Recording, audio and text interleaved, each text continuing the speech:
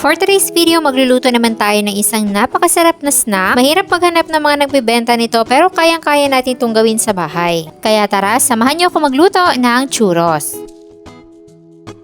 So, kailangan lang natin ng 2 cups ng tubig, 2 tablespoon ng butter, 4 tablespoon ng white sugar. Then, haluin lang natin hanggang sa mag-melt yung sugar at butter. Tapos, antayin lang muna natin na kumulo. Once kumulo na, i-off na natin yung apoy tapos maglalagay na tayo ng 2 cups ng all-purpose flour. Then, haluin lang natin hanggang sa maging dough.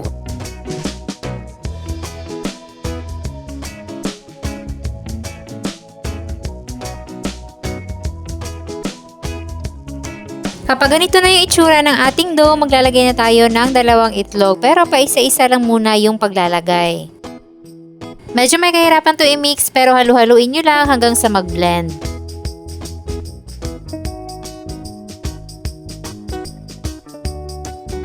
Tapos, isunod na rin natin yung isa pang itlog.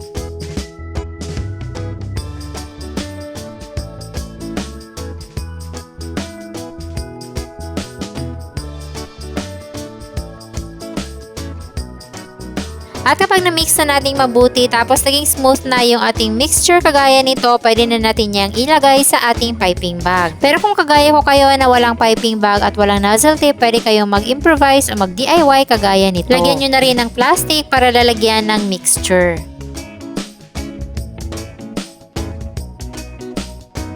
At gawin na natin yung ating mga churros at yung haba naman ay depende na yan sa inyo. Putulin lang natin gamit ang knife or pwede rin namang gunting.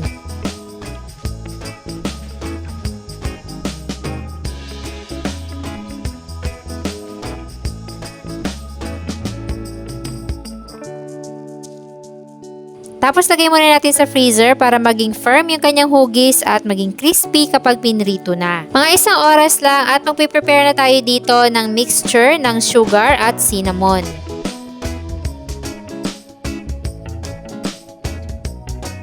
Set aside lang muna natin yan at gagawa naman tayo ngayon ng ating chocolate sauce. So dito natin i-dip yung ating churros. Kailangan lang natin ng 1 cup ng brown sugar, 1/4 cup ng cocoa powder at 1/2 cup ng tubig.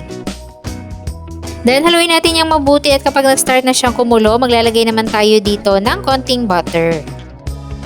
So, hindi pa siya masyadong malapot kasi nga mainit pa siya. So, palalamigin lang muna natin yan. Pwede rin natin yung ilagay sa ref para ganito na yung kanyang itsura. And then, after 1 hour, magpapainit na tayo ng mantika at ipiprito na natin yung ating mga churros.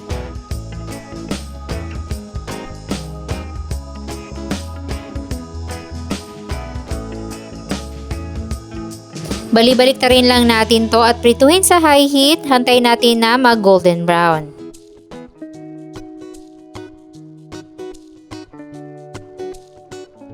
At kapag golden brown na kagaya nito, pwede na natin yang hanguin.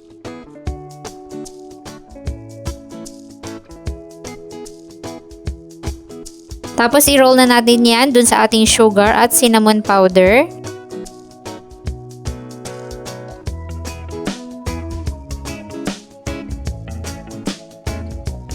At ayan, ganun lang kadali, ready na ang ating napakasarap na snack.